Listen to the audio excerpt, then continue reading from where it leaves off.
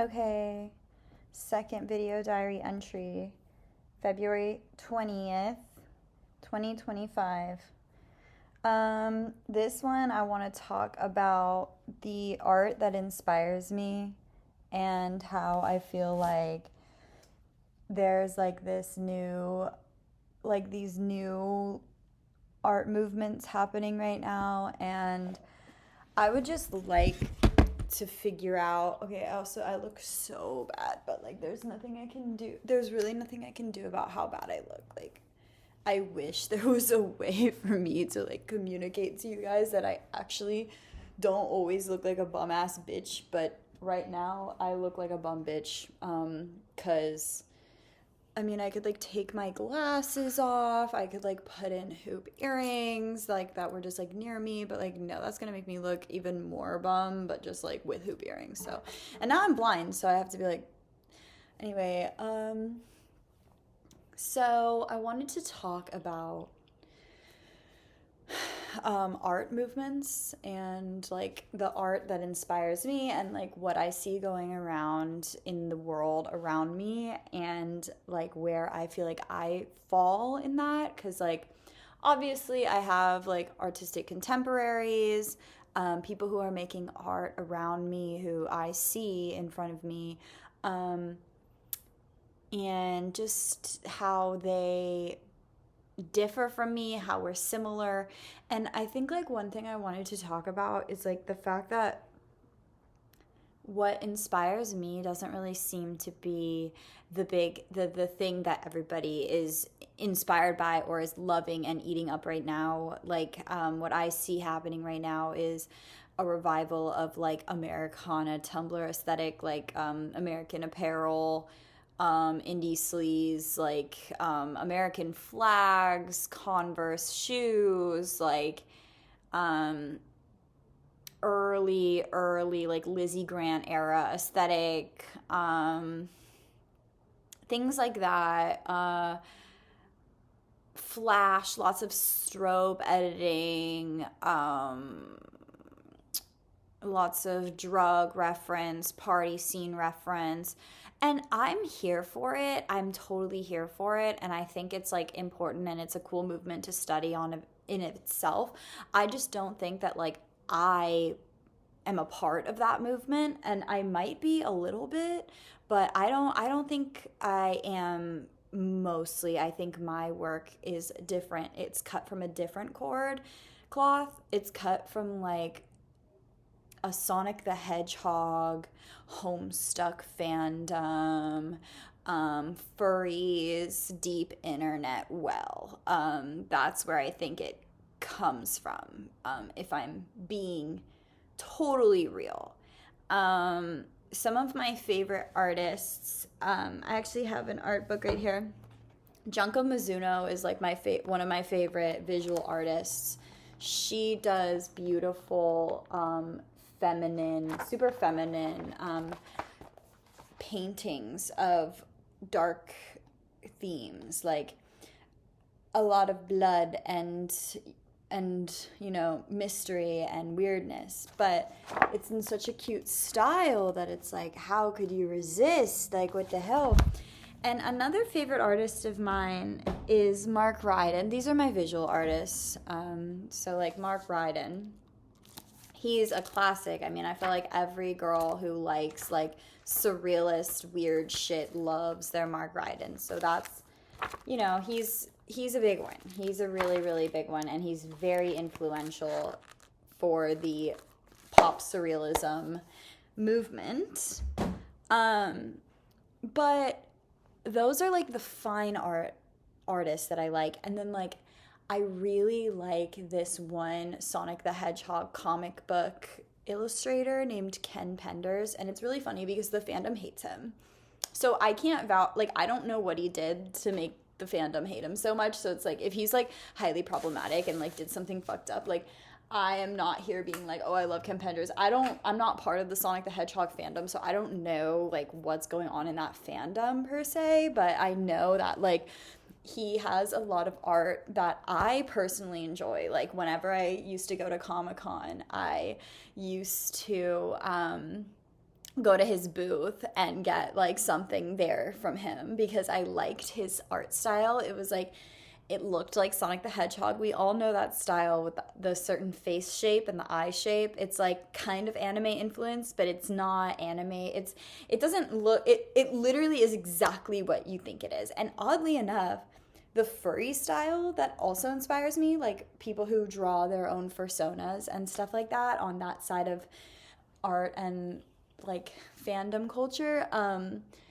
they, I feel like, are deeply, deeply inspired by Sonic the Hedgehog, because I feel like a lot of furry art of personas, I'm not talking about like furry like fetish art, that's not what I'm talking about. I'm just talking about like the good old like furry, like someone's drawing their persona and it looks super cool, like that like kind of has like it has like a Sonic the Hedgehog rising, like it's not 100% Sonic the Hedgehog, but it has a Sonic the Hedgehog rising. And I know that like I had this girl in elementary school that I wasn't really friends with her, but she was in my class, and I remember her name, but I'm not going to say it because of privacy reasons. I don't want her to find this and be like, oh, that was a really embarrassing time in my life and Fran just talked about that online and blah blah blah. So I'm not, but also maybe she's not embarrassed by it, maybe she's obsessed still, and like period, I would be. And she was really good at drawing Sonic the Hedgehog OCs. And that like stuck with me like as a kid growing up. I was like, wow, she rocks. We weren't friends, but I was like, she fucking rocks. Like me and her are very similar. But yeah, so I was just thinking about like where I stand in terms of like new art.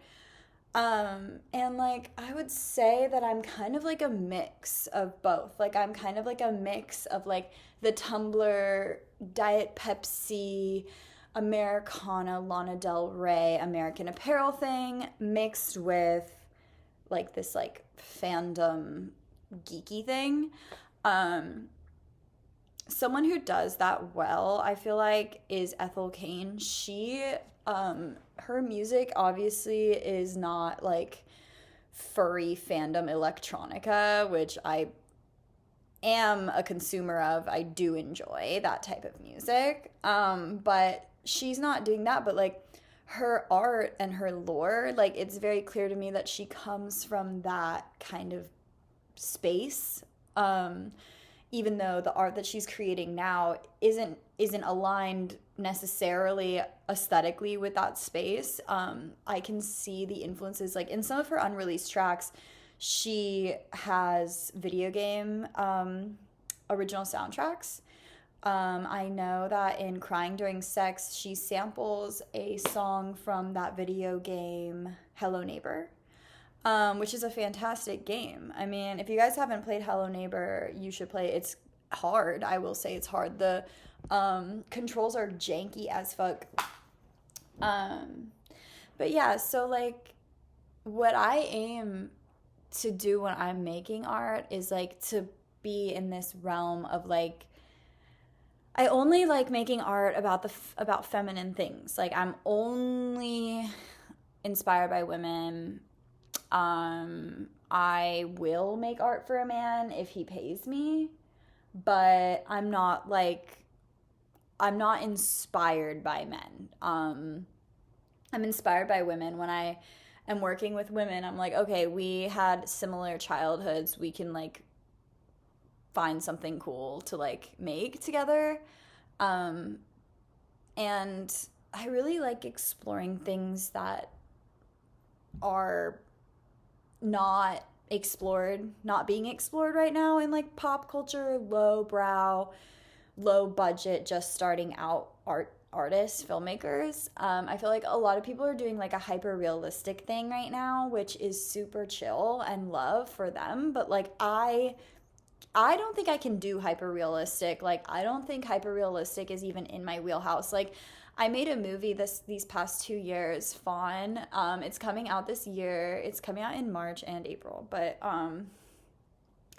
it's pretty realistic. Like the way that I like filmed it and edited it, it's giving very much realistic. but it has like this like magical element to it that I'm happy with, that kind of developed as the film went on, and as I made more, like as I shot more and like dug deeper into it, because I made Fawn just kind of to get these horrible feelings off of my chest. They weren't like, it wasn't like I had an idea and I wrote a script and I made this film. It was more like I was sitting here rotting in my existence and I needed something to focus on and have an outlet, have like a creative purge. And like, thank God for my job, because they let me go to Alabama for a month and I filmed it, and then they let me go to Alabama again for 2 weeks and I filmed it, and then they let me go to Alabama again.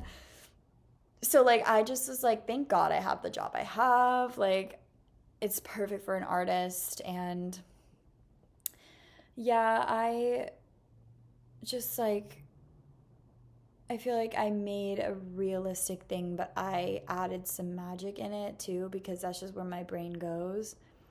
And thank God for my friend Taylor, who's also like my co-creator friend and muse. She has this like special quality about her where she kind of still lives in like this dream world. Her imagination like knows no bounds. Like, I feel like I have the demons within me that like kind of limit myself and say like, no, you can't do that. No, you're not. Like, you don't have the budget for that. No, that doesn't make sense. Like, but Taylor has that like David Lynch quality to her where she's like, why not? Like, why not do that? And like, she's so imaginative with like the things that she brings to the table, that is like, thank God I have her, because she really is like so key at like making these stories extra cool to me. And like, we're working on a new story. I feel like there's so many stories I could tell about Fawn, about making Fawn, and like, I'm gonna start telling them on YouTube as like the premiere comes. Like, I just have so many funny stories. Like, I feel like when I was making Fawn, I almost died. Like, me and Taylor almost died. We put ourselves in such a fucked up position to get the shot multiple times. But we did it for the art. And yeah, I just think, I'm happy in the space that I exist in. And I feel like I'm glad that I exist in a place that's not taking itself too seriously and is just existing, and it's like purely me, and I'm not trying to do anything. I'm just doing what comes naturally to me, and that's like the perfect sweet spot. But yeah, I just wanted to like talk about my inspirations and think about like all of the different like fandom stuff that I'm into, which is funny because I never even watched anime like that. Like, I watched obviously the classics like Death Note, Sailor Moon, One Piece, various different animes, but I'm not like an anime enjoyer. Like, I'm not like over here watching anime all the time. I am a big Vocaloid enjoyer, which isn't an anime, but Miku is drawn in the anime style. And I'm a big video game enjoyer, and those things really impact my work as well. So it's like, yeah, I just needed to purge that and think about that. But let me know, like, in your, like, if anybody watches this and wants to comment like various different like art movements that they fuck with, or like what their inspirations are behind their own art. Like, I'm so curious, because I love the internet community of like young nerds. Like, I love us so much. Like, I find like the young people online like so inspirational. Like, even with my job that I do, which is like, I watch a lot of brain rot content, like a lot of brain rot content. Like, I shouldn't even know about this stuff because I'm 27, but like, why do I know about Dandy's World, Poppy Playtime, Smiling Critters, Sprunky Incredibox, that's a big one right now.